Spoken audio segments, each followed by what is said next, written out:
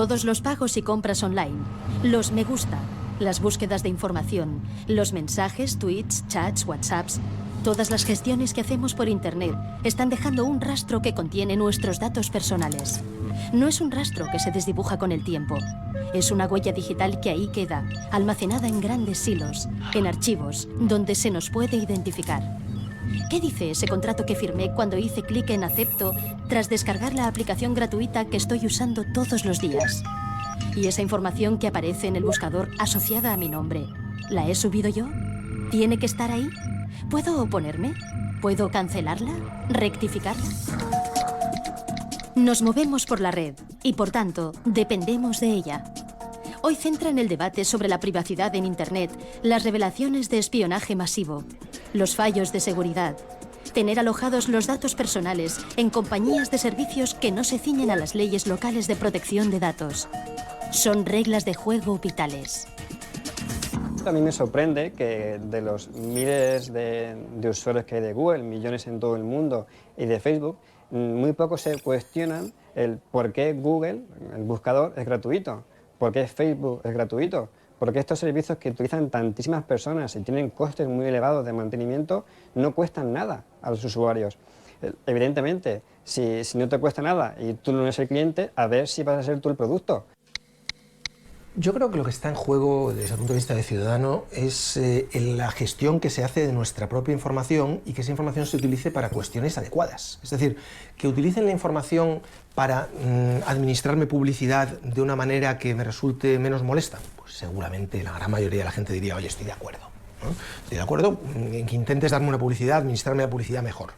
Que intentes utilizar esto para saber lo que pienso, para saber si soy peligroso o para saber si tengo posibilidades de convertirme en terrorista, pues hombre, eso es mucho más peligroso.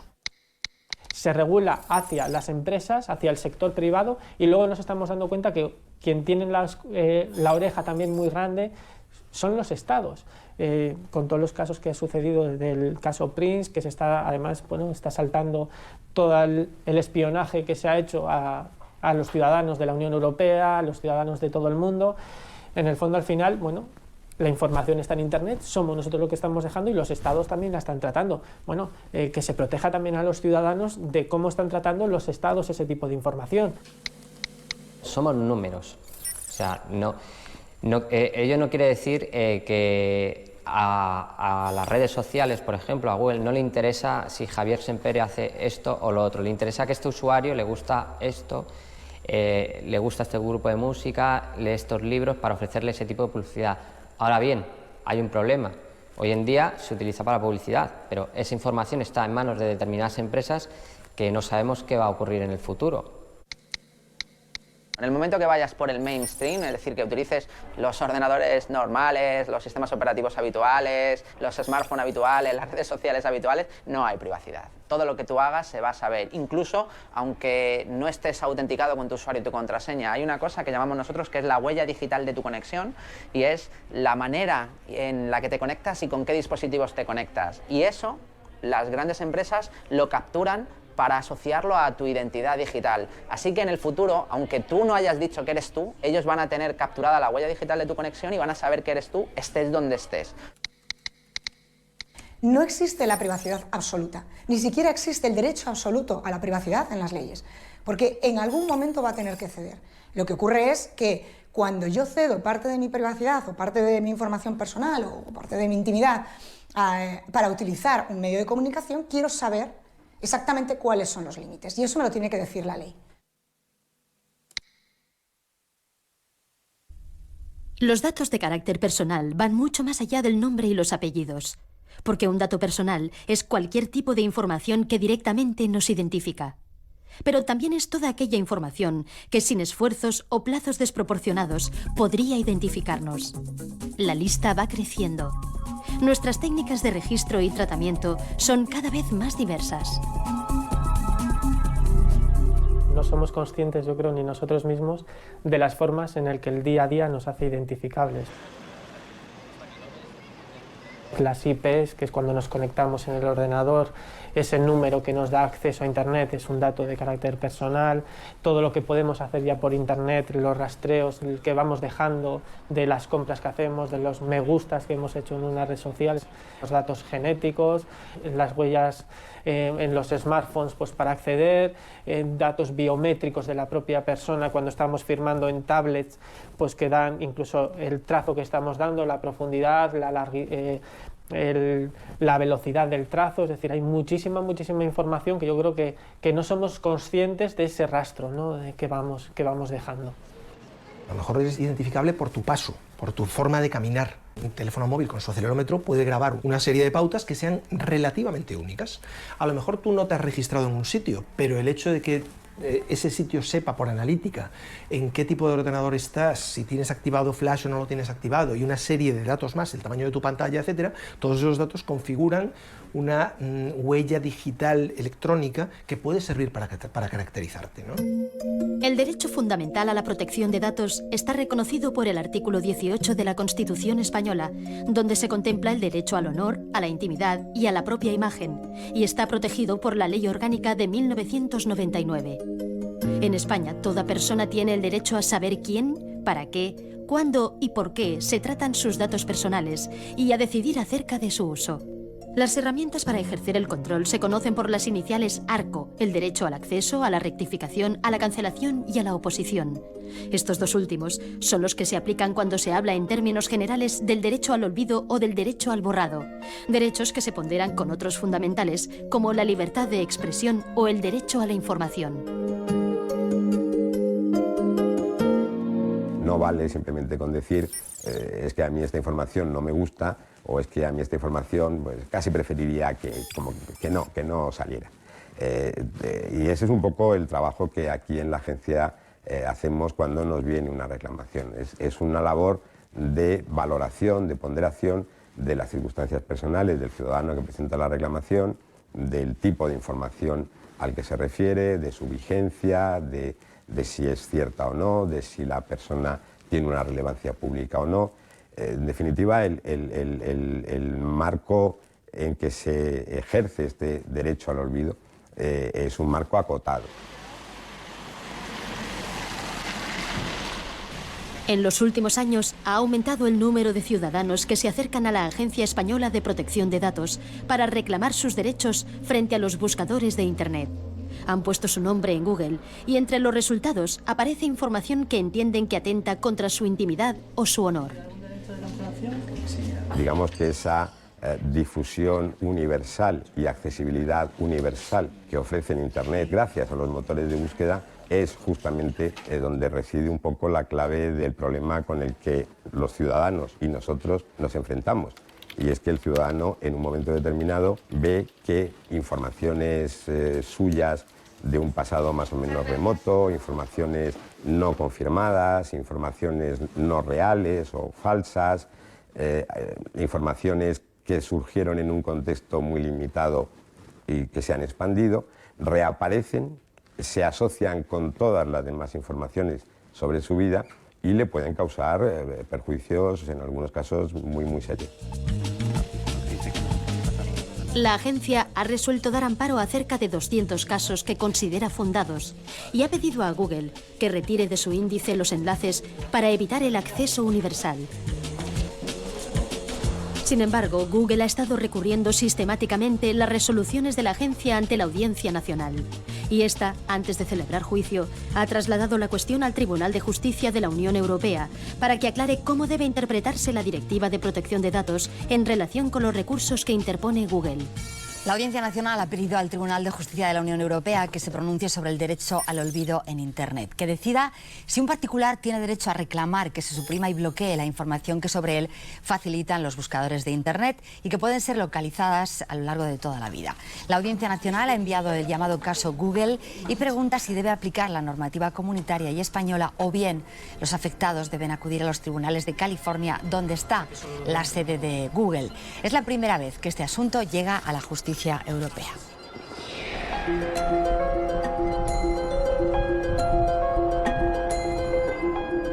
El caso de referencia sobre el que se pregunta el Tribunal Europeo es el de Mario Costejá, un perito calígrafo que vive y trabaja en A Coruña.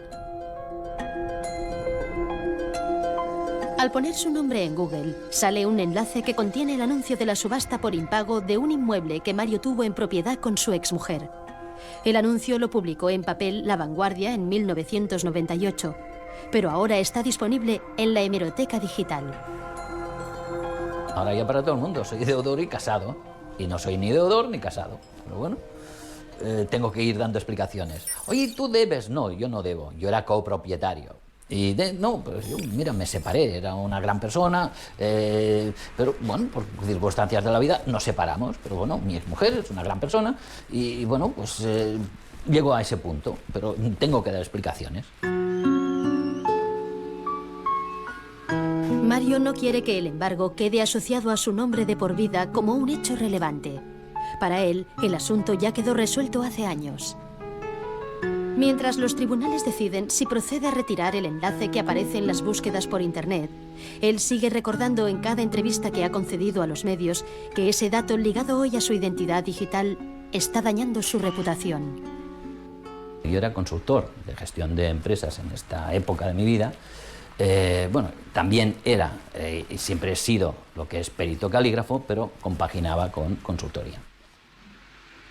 ¿Cómo un consultor de gestión de empresa va a arreglar una empresa teniendo él un problema de embargo? A medida que el caso de Mario Costejá ha ido ganando notoriedad, los buscadores ahora relacionan su nombre con múltiples enlaces a webs, blogs y diferentes sitios donde consta el embargo por impago, pero también queda reflejada su reclamación. Si pongo Mario Costejá a secas, pues sale pues El País, todas las entrevistas que he podido hacer, porque es el único lobby que puedo hacer. Y si pones Mario Costejá González, en segundo plano sale el famoso embargo, la famosa noticia. O sea, no hay manera de que baje. No hay manera, o sea, la tienen ahí bien puestecita. En las sugerencias, esto lo hace Google, esto ya no es indexar, y ahora ha puesto Mario Costejá, embargo, y Mario Costejá, La Vanguardia. Otra lucha nueva, volveré a luchar para que esto no, esas sugerencias las quiten, porque mi hijo se llama Mario Costejá. Y Mario Costejá es mi padre también, y vive. Bueno, o sea, los Costejá somos embargo, nos han cambiado el apellido. Lo que hemos conseguido nosotros con este caso es que por lo menos se planteen ciertas cosas que no estaban recogidas en ninguna ley, que no estaba claro cuál era su aplicación en Europa, ¿no? En concreto. Una vez esto esté resuelto, ya sabremos contra quién podemos reclamar y contra quién no, y esto será mucho más fácil para el usuario porque da una seguridad jurídica mucho mayor. No simplemente pegar palos de ciego intentando reclamar a unos o a otros y que todos se vayan responsabilidades, sino que a partir de ahora esperemos que ya sí que esté claro quién es el responsable principal y cuál es la manera de ejercitar esos derechos ante ellos. Desde que La Vanguardia digitalizó su hemeroteca, Mario Costejá y Ramón Sampedro comparten el mismo enlace. Junto al anuncio de la subasta hay una información en torno a la eutanasia sobre el suicidio de Sampedro, el primer español que reclamó ante los tribunales su derecho a una muerte digna. El principal problema aquí está en que es una publicación escaneada de un periódico en papel. Digamos que es una forma muy rudimentaria el llevar toda la información sin separar cada noticia, sin entender si un hecho sigue siendo noticiable o no. O sea, habría que, digamos, no mantener las noticias de una manera estática como están ahora conceptuadas, sino que simplemente se van subiendo y esto queda pues igual como una hemeroteca pero online, sino hacer un tratamiento por separado de cada noticia y resolver cuál debe seguir publicada y cuál no y en qué condiciones. Desde que la prensa y también los boletines oficiales han convertido su pasado de papel a formato digital, hay un montón de información personal que los buscadores han puesto ahora a un clic de cualquiera y a la que quizá cabría aplicar un derecho a la privacidad.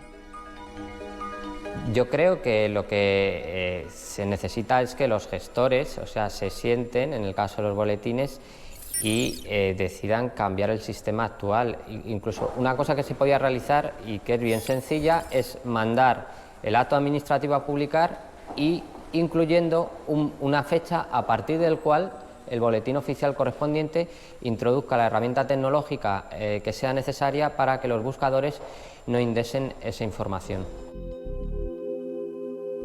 Según el abogado Samuel Parra, salir del índice de los buscadores no resulta una tarea fácil y pone de ejemplo lo que le sucede con algunos de sus clientes.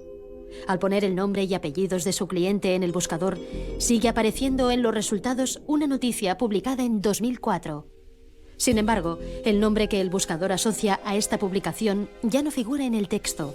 Fue retirado en enero de 2013 y sustituido por las iniciales. Tú puedes conseguir que elimine la fuente original tu nombre. Puedes conseguir que la agencia española te dé una tutela estimatoria frente al buscador Google para que deje de indexar tus datos. Y a pesar de eso, tú tengas que seguir viendo, tengas que seguir soportando que al buscar tu nombre en Google se siga vinculando esa búsqueda con una noticia en la que ni apareces ya, porque se borra la información. La única explicación metafísica que se nos ocurre es que Google tenga memoria, tenga recuerdo y sepa que en su día eso existía ahí y aunque ya no está, pues lo sigo vinculando. Pero otra explicación técnica es injustificable.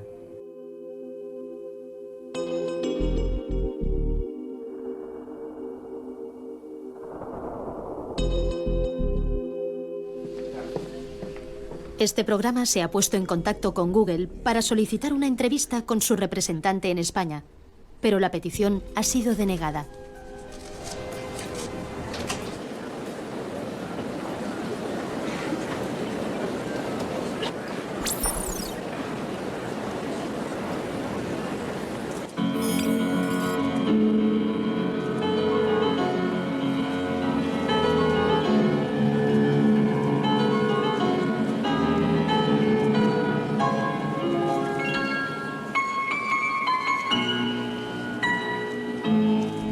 Otra fuente de conflicto son las noticias falsas que traen al presente los buscadores. Es lo que le sucede a la exgimnasta Marta Bobo. Cuando participó en los Juegos Olímpicos de 1984, el diario El País publicó que padecía anorexia. Tras digitalizar su hemeroteca, los buscadores encuentran el nombre de Marta Bobo en la noticia y esta aparece entre los primeros resultados. Desde aquella publicación ha tenido que ir dando explicaciones en los medios. A mí se me identificó con anorexia nerviosa, pero yo nunca la padecí. Quizás el estilo de vida al que estuve sometida durante 6 años, entrenando pues prácticamente todos los días, incluso el año anterior a la Olimpiada, 7-8 horas diarias, un régimen estricto de convivencia en cuanto a horas de descanso, en cuanto a régimen de comidas, en cuanto a visitar a tu familia, días libres, etcétera, y una carga muy intensa de entrenamiento, lógicamente hacen que una persona pues pierda peso, y más que perder peso, lo que hacíamos era prepararnos al 100% para ir a esos Juegos Olímpicos de Los Ángeles. Es falso, yo no tuve anorexia nerviosa, no tenía anorexia nerviosa. Marta hoy es profesora de Educación Física en la Universidad de A Coruña. En 2011, ella y su marido decidieron recurrir al defensor del lector del País, en ese momento Milagros Pérez Oliva, para dejar constancia del perjuicio que causó entonces la publicación en papel y que sigue causando ahora, indexada y asociada a su identidad digital. Bueno, mi pareja, Alberto, y yo nos ponemos en contacto con Milagros y le comentamos el tema, pero claro, ella en este momento su preocupación es un poco el litigio que pueda haber entre lo que son prensa escrita o diferentes medios con buscadores, que es un poco ahí donde, porque están tirándose un poco la piedra unos a otros, no, la culpa es del buscador y entonces no, la culpa es de la prensa por haberlo publicado. En prensa dicen, en hemeroteca no lo modifico, no lo cambio porque es histórico. El buscador dice, yo recojo datos y salen ahí tal cual los tienes, lo que sea falso es problema tuyo, nosotros lo vamos a subir. Claro, empezamos con todo este debate que lo conocen bien los profesionales, y aquí son debates y problemas entre grandes empresas que mueven muchos recursos y que hace una persona ante esta situación. Bien, Milagros me escucha y utiliza un poco mi caso para hablar de este problema, ¿no? En el artículo, la defensora de El País apunta que deberían tomarse medidas de autorregulación. Por ejemplo, habilitar un espacio en la edición digital para que la persona afectada pueda publicar una nota que quedaría indexada y permitiría que cuando alguien buscase el nombre de esa persona, apareciera junto a la información. Tal y como apostilla al final, el derecho al olvido es un gran desafío para los medios. Si mi vida estuviese ahora dependiendo de esto a nivel personal, a nivel psicológico, a nivel profesional, a nivel familiar y me viese muy afectada, estaría totalmente indefensa porque o tengo mucho dinero para poder luchar contra el bufete de abogados que pueda tener Google o uno de los grandes buscadores y tengo mucho dinero para poder luchar contra el gran bufete de abogados que pueda tener el país, o si no, yo no puedo resolver este tema.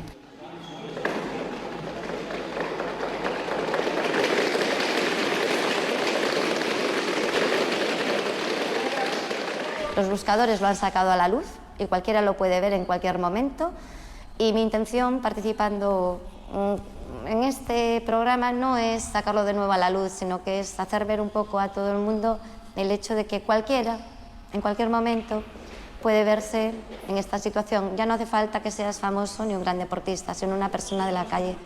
Por lo tanto, a veces es una tristeza decirlo, pero es casi como una resignación. Las noticias que sean obsoletas y que hayan perdido la frescura, que de hecho en los tiempos que corren es algo que ocurre con mucha rapidez, esas noticias deberían pasar a un estado en el cual se debería mantener la hemeroteca, porque existe ese derecho a informar y a recibir información, pero en la hemeroteca del periódico, no en Internet. Es decir, un acceso restringido de forma libre por los usuarios, pero que no accedan los buscadores, porque el principal problema aquí aparece en los buscadores. Si alguien quiere buscar información sobre una persona que aparece en los medios, debe tener ese derecho a acudir a la hemeroteca del periódico y buscarlo, no acudir a Google y buscarlo, que es lo que sucede ahora mismo. Esa es la solución, bajo mi punto de vista, la más eficaz. Como digo, concilia el derecho a informar con el derecho a la privacidad o la protección de datos de las personas. La agencia española fue anfitriona en 2009 de la Conferencia Internacional para lograr el compromiso de estándares internacionales en cuanto a la protección de los datos y la privacidad. Pero la realidad es que las leyes siguen siendo de ámbito local. Internet no conoce fronteras y va a toda velocidad, sin duda más rápido que las leyes. La Directiva Europea de Protección de Datos es de 1995, fecha en que los teléfonos solo servían para llamar. Hoy tenemos smartphones, buscadores, redes sociales y nubes donde alojamos información vital. Las encuestas dicen que más de un 70% de los europeos está preocupado porque siente que ha perdido el control sobre sus datos. Europa está en pleno debate sobre el nuevo reglamento que pone al día la directiva y armoniza las reglas de juego para todos sus países miembros. Entre las novedades destaca que las compañías que operen en Europa deberán respetar las leyes locales. Se tendrá en cuenta un derecho al borrado, es decir, a la cancelación y oposición de datos personales, y se potenciará la privacidad por defecto o desde el diseño.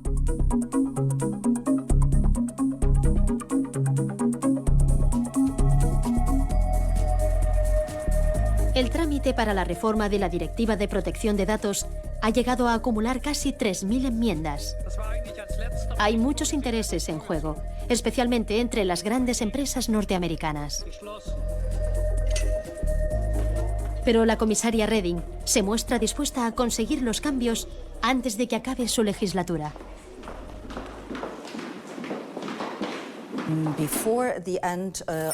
Antes de que termine la legislatura, eso quiere decir antes de Pascua, el Parlamento Europeo y el Consejo conseguirán una ley común.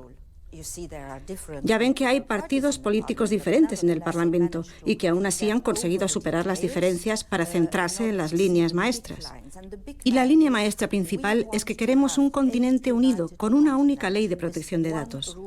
Y todas las compañías que operan en este continente deben obedecer esta ley, independientemente de la nacionalidad de la compañía en cuestión. Y cada ciudadano tiene derecho a que sus datos personales estén protegidos. Eso es lo que queremos y eso es lo que debemos conseguir. Es necesario que todas aquellas compañías que están fuera de la Unión Europea pero que vienen a dar servicios a ciudadanos comunitarios cumplan con las mismas reglas que tenemos nosotros. Eso generará mucha más seguridad jurídica a los usuarios. Cuando alguien se baja una aplicación de Internet no sabe si es española, si es americana, japonesa, china, australiana, únicamente la quiere utilizar. Por lo tanto, es necesario que la ley le proteja también Por tanto, es necesario que ese proveedor de servicios que le da el servicio tenga que cumplir con la misma normativa que cumplen las compañías europeas. Para una red social como Twenty, que tiene que atenerse a las leyes españolas, puesto que su sede está en España, la reforma de la directiva es una buena noticia. Su modelo de negocio, desde el origen y por defecto, no cede los datos a terceros, ni son indexados por los buscadores. Muchos adolescentes que usan Twenty se ven así protegidos. El usuario, al momento de registrarse en nuestro servicio, nos facilita una serie de datos de carácter personal. Nosotros le informamos, conforme a la ley, de cuál es la finalidad de ese tratamiento de datos de carácter personal, y en cualquier momento el usuario puede cancelar, acceder, rectificar o cancelar esos datos de carácter personal. Y le informamos que podría recibir una serie de publicidad en base a esos parámetros que nos ha facilitado, pero que en cualquier momento el usuario puede llevarse esos datos, cancelar esos datos y dejar de que estén disponibles en la plataforma. Si cada persona que considera que su privacidad no está protegida en una red social como Facebook eliminara su perfil, probablemente Facebook cambiaría eso. De hecho, lo ha hecho. Ha cambiado de la privacidad cero, ha pasado a la privacidad por defecto. Tiene unas pestañas relativamente asequibles para un usuario medio de Internet en las que puede ir configurando si quiere bloquear a un usuario, si quiere abrir a sus amigos solo o a los amigos de los amigos. Tiene muchas pestañas relativamente sencillas de visualizar. Ahora bien, ¿podría ser más sencillo? Por supuesto. Se pretende caminar actualmente hacia una privacidad en el diseño, porque se ha entendido, y así es correcto, que es como deberían configurarse las plataformas. Yo quiero insistir en el asunto de que eso como plano teórico es maravilloso, es fabuloso, pero en el plano práctico no funciona así. Es decir, un ejemplo muy claro lo tenemos, por ejemplo, en Google. Google hace poco, hace unos días, unas semanas, anunció en su buscador que iba a modificar sus políticas, de forma que ahora los usuarios de su red social, Google Plus, si tenían colocada información personal, como su foto de perfil, por ejemplo, se iba a poder utilizar esa información para anuncios de la propia Google, ¿no? Decía Google, bueno, si no quieres que esto sea así, tienes una casilla en tu perfil que puedes indicar que no quieres. El problema es que esa casilla viene marcada por defecto. Entonces, todos por defecto hemos consentido a que esto sea así. Y tenemos que hacer el esfuerzo de indicarle a Google que no quiero que sea así. Lo cual requiere entrar en tu perfil, a tu panel de configuración y desmarcar la casilla que Google marcó por mí. Esto es precisamente lo contrario a la privacidad en el diseño. Tendría que haber sido una casilla desmarcada. Y si el usuario quiere efectivamente consentir ese tratamiento, pues la marca. Videocurrículum Carlos Muñoz. Acción. Soy Carlos Muñoz, comunicador audiovisual. Toma 2. Y me necesitas. Buena. Necesito una imagen para empezar. A ver. Esta no está mal. Simboliza cómo me siento, pero... Mira, mejor no. ¡Mi currículum visual! Hola, mi nombre es Lola Jiménez Domínguez, soy de Córdoba, de un pueblecito llamado Montalbán, pero actualmente vivo en Granada, donde estudio cuarto curso de la licenciatura de Psicología. Tengo mi ESO, mi bachillerato de Ciencias, mi primero de Lingüística, que te vayas a pensar. So that's me, Mark de Roost, half English, half French, born and raised in Fond-de-France. Hola, muy buenas tardes, no vengo a pernero, solo voy a cantar mi currículum.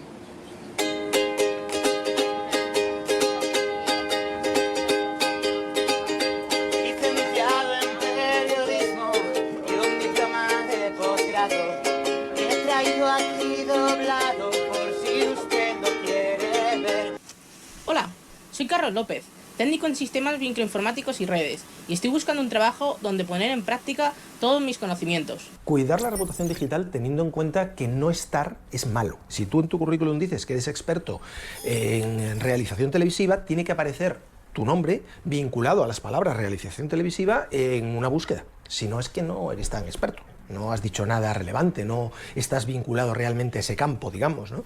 ¿Cuál es el problema? Que hasta ahora mucha gente decía, no, yo lo que quiero ser es muy discretito, ¿no? Pues el pensamiento tradicional de yo quiero ser muy discreto no funciona. Entonces, lo que tenemos que hacer es una gestión proactiva de nuestra imagen. Hace muchos años, cuando las comunicaciones por tierra no eran sencillas, nos preocupaba la reputación en nuestro entorno, en nuestro pueblo, porque tú antes para irte a trabajar a otro sitio, para irte, era muy difícil porque todo el mundo te iba a conocer. Ahora nos tenemos que preocupar a nivel mundial, porque te vayas donde te vayas, tu información puede aparecer y te la pueden rastrear. Pero claro, está la parte mala, que es la que estamos comentando, y la parte buena. si nuestra reputación online, si hemos cuidado de sobra esa imagen en la red y arroja datos buenos para nosotros, realmente destruir luego esa reputación va a ser complicado. Pero a veces, cuidar la identidad digital es casi imposible si somos víctimas de un acosador. La adolescente canadiense Amanda Todd contó su ciberacoso en la red antes de quitarse la vida. La fotografía de sus senos desnudos confiada a un extraño que después la hizo pública destrozó su reputación. Esta chica hizo un vídeo contando lo que le había pasado, un vídeo muy gráfico, muy descriptivo. Eso es lo que ha dado la vuelta al mundo. La gente, al entender que se pueden exponer a un caso de acoso como el que esta chica vivió, son más prudentes. Eso es lo que ella ha conseguido. Nos ha dicho a todos, sed más prudentes, mirad lo que me ha pasado. Entonces, ¿qué es lo que tiene que hacer un gobierno ante una situación así? Enfocar y estudiar y preparar a su administración pública para que informe en los colegios, en los casos de menores de edad. Y para que explique a los chicos que son potencialmente víctimas de acoso e informar a los acosadores, que eso tiene responsabilidades, que eso no se va a quedar en el aire. En Internet yo creo que el gran problema es que como no se percibe de forma directa el daño que se causa, yo creo que no nos podemos compadecer. Si no padecemos no vamos a parar ese acoso, ¿no? Yo creo que eso es algo que hay que trabajar mucho respecto de la empatía de las personas que son hostigadas en la red.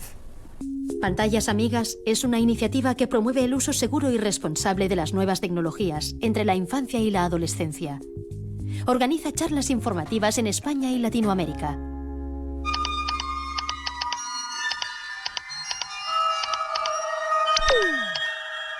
¿Ah?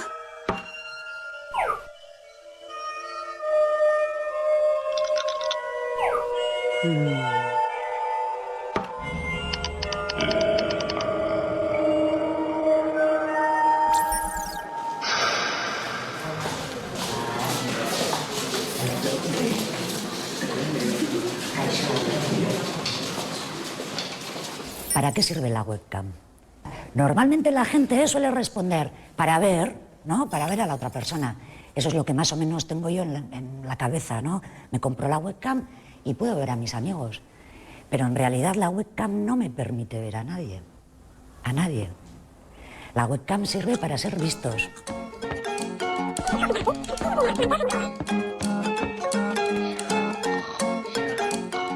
¿Cuántas fotos tenéis que salen personas que no sois vosotros, ¿no? Y a las que no les habéis pedido consentimiento? ¿Vas a subir esa foto a internet? Claro. ¿Te has preguntado si a los otros que aparecen en la foto les apetece que esa imagen esté colgada por ahí? ¿Cuántas fotos tenéis? ¿Quién tiene más de 100? ¿Quién tiene más de 200?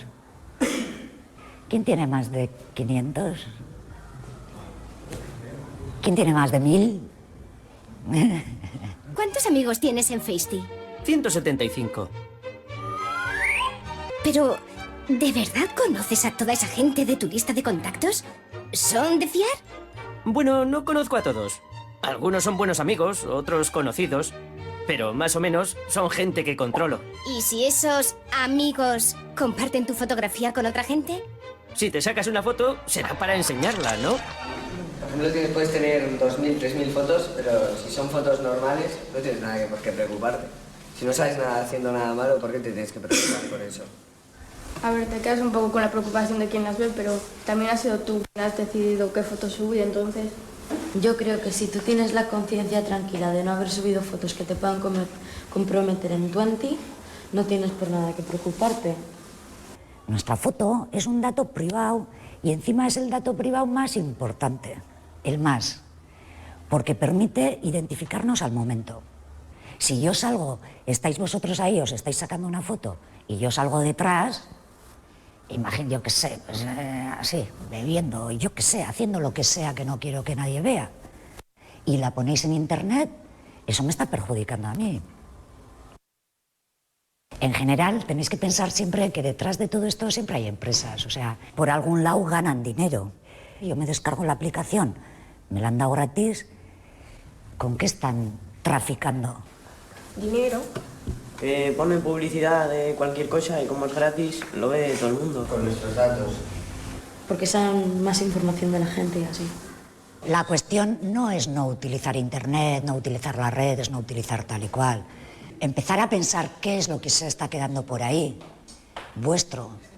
Los adultos, padres, madres, educadores, no estamos todavía capacitados para acompañarles de forma debida en este entorno, precisamente porque es demasiado cambiante, demasiado diverso. Sí que podemos estar ya suficientemente sensibilizados, incluso preocupados, pero yo creo que falta que nos ocupemos más y nos preocupemos menos. Y uno de nuestros retos es tan sencillo como que se sienten por primera vez delante de una pantalla juntos. Eso ya en sí es un objetivo.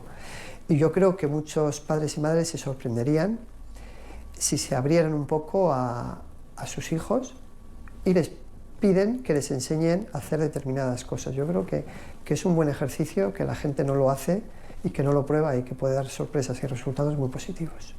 Desde Pantallas Amigas aprendemos bastante, porque esto va tan rápido que siempre que nos enfrentamos a un grupo de padres y madres, pues nos encontramos con nueva casuística, ¿no? O nuevas preocupaciones. ¿Quiénes tienen un hijo con smartphone en la edad de primaria? Vale. Dentro de 5 años, todos los niños de 10 años van a tener un smartphone, por lo menos. Hoy en día en la calle, en Bilbao, hombre, si vas a un pueblo remoto, no, pero en Bilbao, vamos, en los bares, en McDonald's, los niños se comen una hamburguesa y tienen ahí un cartel wifi gratis. Es que no tiene necesidad de tener un móvil, sí, pero ¿para qué le ponemos la conexión a internet? Es culpa nuestra. Es que mi hijo tiene un smartphone. Pues no, pues culpa tuya, no le compres. Si solo tiene 11 años, ¿para qué necesita un pedazo de móvil? Hay que tener en cuenta que le estamos dando un coche que corre mucho a un chaval que apenas ha dado 2 clases prácticas. Como lo regala Ferrari, toma coche, ¿no? Como todo el mundo más o menos, bueno, pues sí, pero más o menos el chaval ya se apaña, bueno, ya. Pero tú estás permitiendo que te conduzca ese Ferrari. ¿Te parece que es proporcional? Fijaros lo que llevamos en el móvil. Igual los chavales menos, pero las personas adultas llevamos cosas importantísimas, privadas y de todo tipo. Y sin embargo estamos instalando aplicaciones que sin saberlo, posiblemente porque le hemos dado sí, le estamos dando permiso a acceder a un montón de datos, a nuestra agenda, a nuestra localización. En el móvil tenemos mucha información concentrada y cargamos aplicaciones que están especializadas en ser gratis y funcionar bien para analizarte todo lo que tienes. Y los chavales... Entonces, yo creo que tener un smartphone requiere una reflexión importante, porque te da acceso a todo eso, a lo que ya era Internet, absolutamente, más a un canal, entre comillas, oculto, sin falta siquiera de conexión de datos, que es WhatsApp vía Wi-Fi. Llevo como 2 semanas recibiendo, por ejemplo, que me quieren vender un seguro o me quieren vender algo de gente que no conozco, pero me llega por vía WhatsApp. ¿Y eso? Claro, te llega a WhatsApp porque alguien tiene tu teléfono. ¿Eso qué es? ¿Marketing ahora? ¿Empiezan a vender y atacar todo vía WhatsApp? ¿O tienen tu número de móvil, de alguna manera lo han conseguido y te están mandando publicidad vía WhatsApp? Porque solo necesitan tu número de móvil. Por eso mismo, a vuestros hijos les puede llegar cualquier cosa de alguien que simplemente haya conseguido su número de teléfono, ¿vale?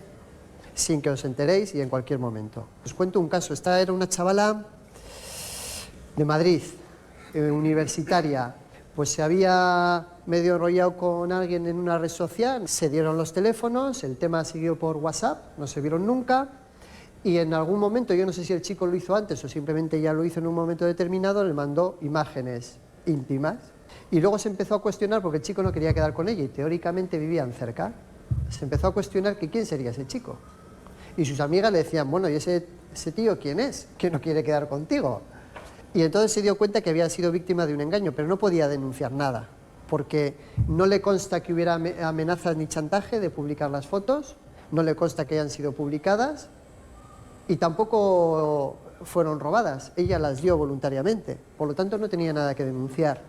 Una chavala, estamos hablando, con cierto nivel socioeconómico, vamos a decir, y cultural, cayó en esa trampa tonta sin apenas darse cuenta, ¿no? Su equivocación no fue tener Facebook, ni Twitter, ni WhatsApp, ni nada parecido. Su equivocación fue confiar en un desconocido. Eso es lo que te tienes que enseñar a tu hijo, de 8 años, de 10, de 15 o de 25. Esa es la lección que tiene que llevar aprendida. Igual que no, si un señor le habla por la calle y le da caramelos, lo que tienes que enseñar es que no los coja. Si un tío de Facebook te dice que voy a ser tu amiguito y te voy a regalar un perrito, pues tampoco te lo tienes que creer. El problema no es por qué vía se está transmitiendo. El problema es que tú lo que le tienes que enseñar es eso, sea por internet, sea por la calle, o sea, porque entonces tampoco le dejas salir a la calle, nunca. Tienen que aprender, yo entiendo, a dar valor a la privacidad, a la suya y a la de otras personas. Tendréis tapados todo la webcam, ¿no? Eso es de primero de pantallas amigas, tapar la webcam. Porque en cualquier momento podemos tener un bicho que nos esté grabando. Un bicho, quiero decir, un programa que nos activa la webcam, incluso nos apaga la luz, que es la que nos avisa que está encendida, y que está grabando y transmitiendo lo que la webcam está enfocando. La webcam siempre hay que tenerla tapada. Y aún así hay chavales y chavalas que hacen shows a través de la webcam sin ser conscientes de que al otro lado hay alguien que lo está viendo, pero que además lo está grabando y que luego te va a chantajear. La mayor amenaza para la seguridad de nuestra información, de nuestros datos personales, somos nosotros mismos. Es decir, muchas veces el propio usuario el que, por descuido, por dejadez, por ignorancia, por no comprender el funcionamiento de determinados programas, libera demasiada información personal y pone sus datos a disposición de los demás y en cierta manera se pone a sí mismo en riesgo. Cada servicio que se ofrece en Internet, entre los cuales están las redes sociales, dispone de unas condiciones de uso y unos acuerdos de privacidad. Por norma general eso debería ser lo primero que cada usuario lee. Por desgracia la realidad dice todo lo contrario, o sea, no leemos esas condiciones de uso ni esos acuerdos de privacidad, con lo cual realmente no sabemos qué pasa con nuestra información, no sabemos qué datos podemos o no podemos facilitar y lo que es más importante, no sabemos quién está recabando los datos y qué está haciendo con ellos. La privacidad y la seguridad necesariamente van de la mano en Internet. En la Universidad Europea de Madrid se celebra una sesión sobre ciberamenazas y ciberdefensa. Entre los expertos, además de miembros de la Policía y la Guardia Civil, interviene Chema Alonso, un especialista en encontrar dónde y cómo fallan los sistemas.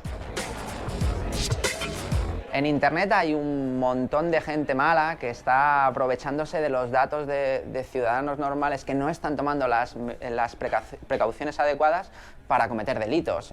Aquí en España, por ejemplo, tenemos una legislación que obliga a identificarse cuando tú vas a comprar un teléfono móvil, después de los atentados que tuvimos en Madrid el 11 de marzo, y tenemos una legislación que cuando tú te sacas una cuenta bancaria, pues tienes que entregar una determinada documentación, ¿vale? Cuando un criminal o alguien con malas intenciones desea saltarse esa protección, pues va a hacer algo tan sencillo como comprar una identidad falsa en Internet. Y esas identidades falsas en Internet se construyen a base de datos de verdad, ¿no? Hemos tenido casos de gente que por descuido ha compartido su documento nacional de identidad por la red Emule y a partir de ese momento le han abierto créditos, le han pedido cuentas bancarias en las que han hecho transferencias de dinero procedente del cibercrimen, etc. Ahí tenemos otro escaneado, aquí tenemos el DNI de Ana, DNI de Mayra, el DNI con los nombres, apellidos, etc. Vale, ya está.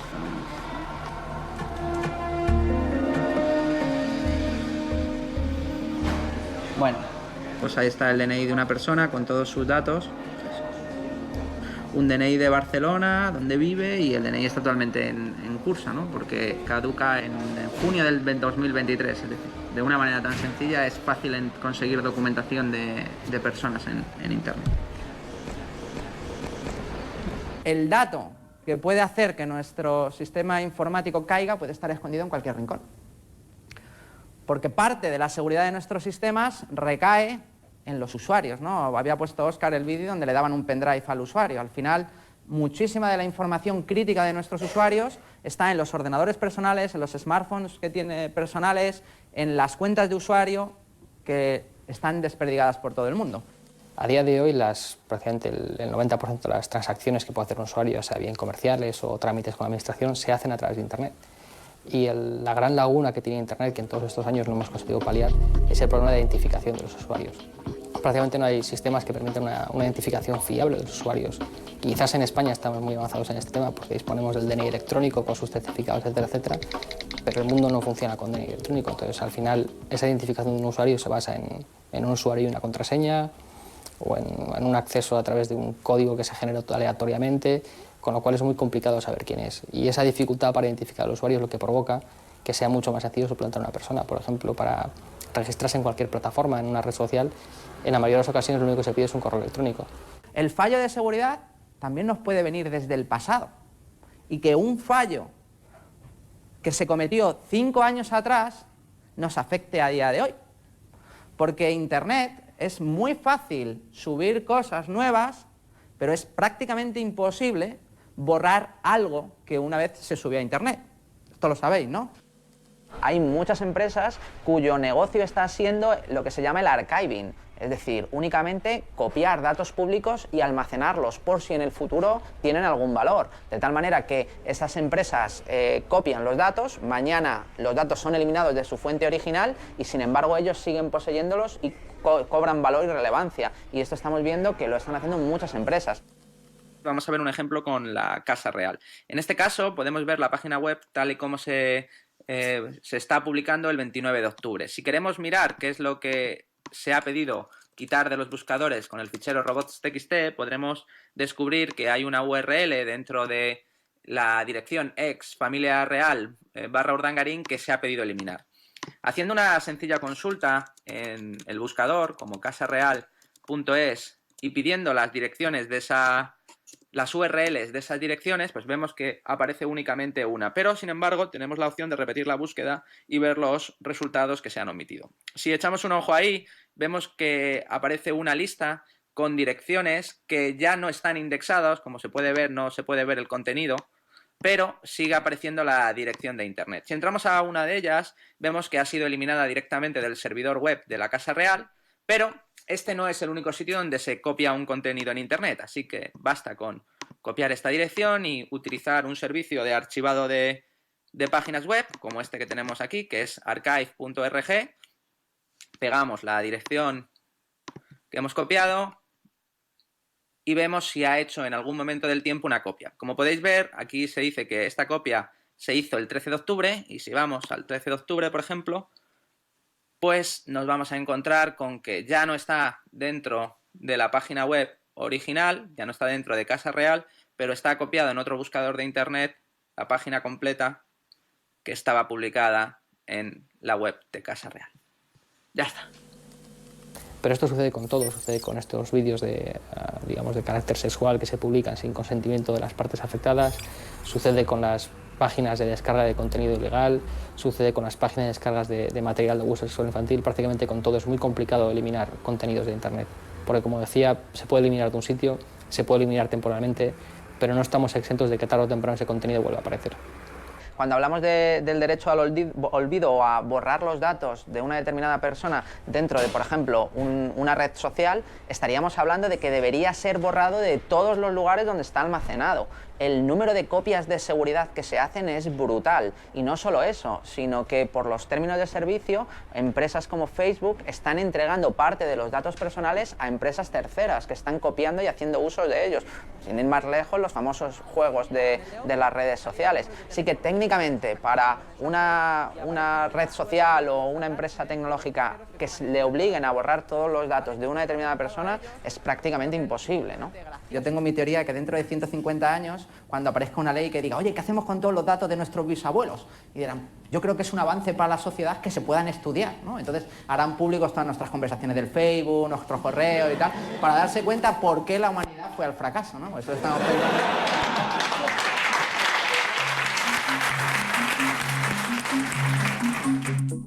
Las estadísticas nos dicen que ya hay unos 6 millones de españoles que viven conectados a la red las 24 horas.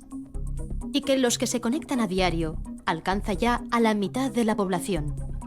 Cada vez más, nuestra conexión se establece a través de dispositivos móviles. Se calcula que hoy hay unos 2.400 millones de usuarios en Internet. En poco más de una década, ya tenemos un 34% de la población mundial conectada. En Norteamérica, Oceanía y Europa, el uso de Internet empieza a ser generalizado. Facebook ya ha conseguido superar los 1.000 millones de usuarios. Después de China y la India, visto de otra forma, sería el tercer mayor país del mundo por habitantes. Ahora mismo lo primero que tiene que tener todo el mundo claro es que los datos son dinero y muchos datos significan mucho dinero. Es por eso que muchísimas empresas en Internet están ofreciendo servicios totalmente gratuitos y lo único que están haciendo es recogiendo datos. Datos que a veces son personales, como la gente entiende que son los datos personales, es decir, nombre, apellidos, el número de teléfono, la dirección de correo electrónico, etc. Y otros datos que la gente no asume que son tan personales, pero que igualmente lo son, como qué sistema operativo utilizo para conectarme, si utilizo una determinada herramienta de software para leer el correo electrónico u utilizo otra, si me conecto a una determinada página web o me conecto a otra página. Toda esa información hoy en día se está recolectando en Internet y se está almacenando en grandes silos de información. El nuevo modelo de negocio se conoce por Big Data. Datos masivos que las empresas y las administraciones ya ven como el gran tesoro del siglo XXI. Todo ese gran volumen de información, una vez procesado, sirve para extraer patrones, para ganar eficiencia en el proceso de la toma de decisiones. Big Data promete mejoras para la sociedad, pero con lo que revelan los datos, ¿se nos podría a priori juzgar o castigar? Ya no es ciencia ficción. ¿Hay algo siniestro o malo en el Big Data? Por su naturaleza, no. Lo que tenemos es que pensar qué datos se están recopilando, quién los está recopilando y qué puede hacer con ellos. ¿Cuál es la situación actual? Demencial. Ahora mismo tú lo que haces es instalarte una aplicación en el móvil y sin mirar absolutamente nada, aceptar una serie de cesiones de datos de un montón de cuestiones que pueden ir desde tu localización física hasta la temperatura de la batería del teléfono, que se puede después utilizar para extrapolar la temperatura o el nivel de ruido, etcétera, etcétera, ¿no? ¿Qué ocurre? Que ni miramos eso, porque no existe esa cultura, ni si lo quisiésemos mirar seguramente lo entenderíamos, porque no estaría escrito ni en inglés, ni en español, ni en ningún idioma conocido, estaría escrito en legalés, que es un idioma que tiene su dificultad y que hay que estudiar para saber, y que es necesario para poder precisar los términos, ¿no? Entonces, ¿qué hace falta? Una dosis muy fuerte de transparencia, una implantación de normas de transparencia que permitan que cualquier persona pueda saber qué datos está recopilando quién, para qué los usa y, por supuesto, acceder a ellos, ¿no? Lo cual no tiene nada que ver con que se olviden los datos, sino que simplemente se puedan recopilar o no en función de nuestros intereses. Ya ha llegado ese momento, ya están todas esas herramientas y todas las empresas tienen capacidad para gestionar volúmenes de datos ingentes, que tienen mucho negocio, ¿no? O sea, que tienen mucha importancia para el negocio.